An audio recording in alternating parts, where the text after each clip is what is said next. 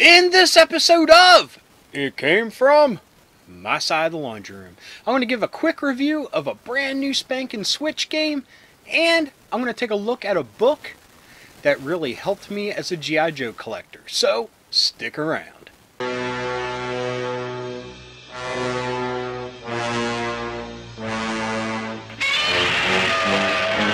Hello, and welcome to It Came From My Side of the Laundry Room. My name is Rob, and in this episode, I want to give a quick review over the new Nintendo Switch game Tetris 99, and I'm going to take a look at a wonderful book that really helped me as a G.I. Joe collector. I apologize for not switching up the background, but it's 3 o'clock in the morning and I'm feeling a bit lazy, so sorry. Anyway, let's kick things off with a quick review.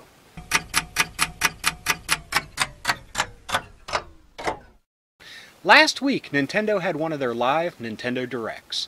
Like usual with these really cool sizzle reel type events, Nintendo unleashed a new game as soon as they announced it, and that is Tetris 99. Taking a page from the Battle Royale style games that are very popular nowadays, Tetris 99 pits you against 99 other Tetris players from around the world. Being a big fan of the original Tetris back on the Game Boy, I just had to give this a shot. And it was free, so no harm done. In gameplay that is so fast that the connection cable from your original Game Boy would burst into flames. The whole point is to play Tetris, simply put. But with 99 other people gunning for you, it amps up the difficulty to monumental scale. Now, what's neat is with the targeting system, you can either go random, target like the person that's done the most KOs, someone that is targeting you, or you can actually use your thumbstick to just pick somebody. What's mind-boggling that I noticed when my wife was playing it was on the sides of the board where the other players are shown, that is actual real time of the game that they're playing.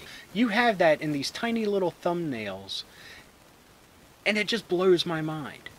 Now, this game angered me really bad. The point that I wanted to just run and drop kick through my TV.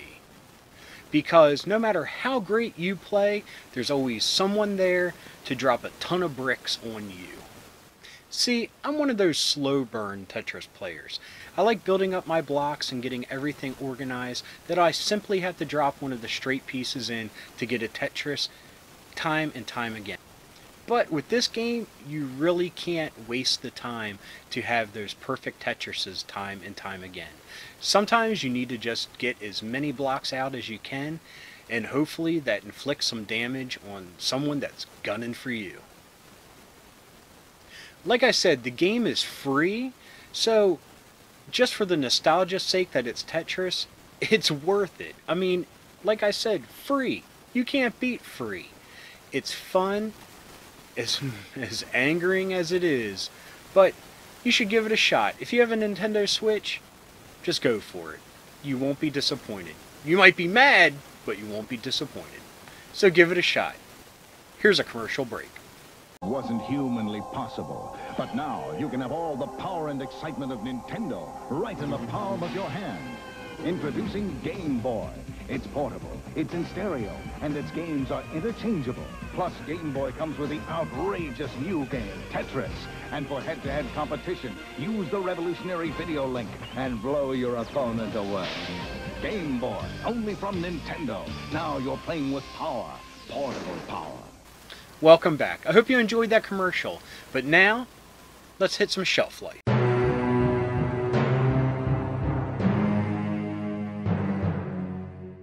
Recently, I had a viewer reach out to me via email, a wonderful fella named Walter. And he asked me what were some good books to help him get back on the track of collecting G.I. Joe. And one of my favorite books is The Ultimate Guide to G.I. Joe.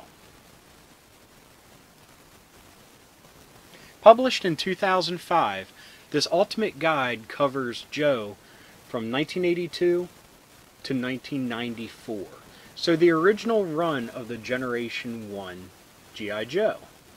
You can find updated versions that have a lot more great pictures and an updated price list.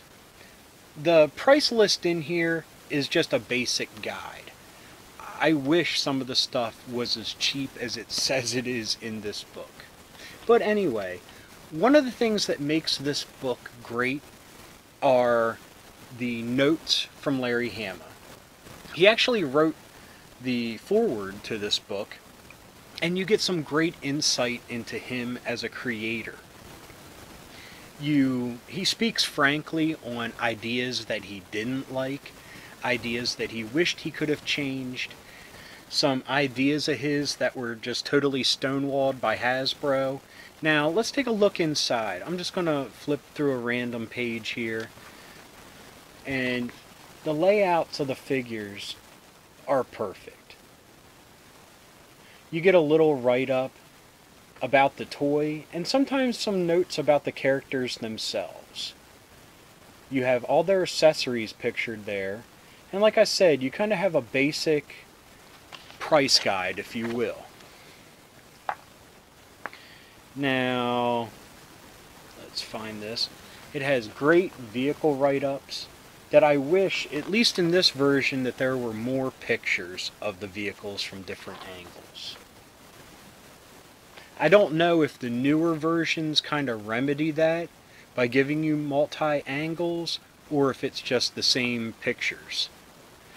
Look at this. Here's a 2-page spread on the Defiant.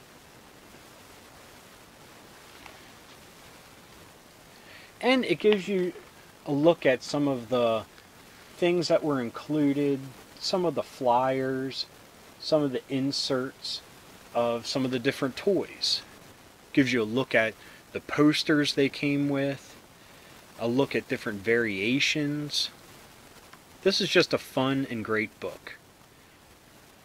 And like I said, I'll sit and look at it for hours. It's great for cooking up your wish list or your shopping list of things you want to get. And it's just great to have a catalog of figures that you may never want, but you have this to look at them. Like the Dayglow era.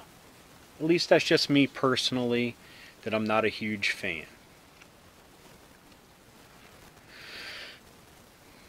You even have the Street Fighter figures in here.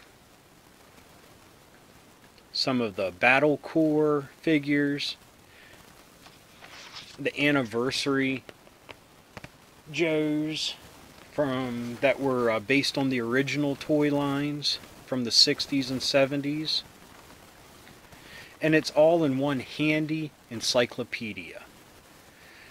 I recommend anybody that loves G.I. Joe or wants to collect G.I. Joe, you need this book. There's some other ones on the market, like Tomarts and stuff, that are really good, but for some reason, this one is my favorite. And like I said, there's more recent versions of it, because this is from 2005 and a lot has changed since then. But for your money's worth, I recommend getting the Ultimate Guide to G.I. Joe. Anyway, this has been another episode of It Came From My Side of the Laundry Room.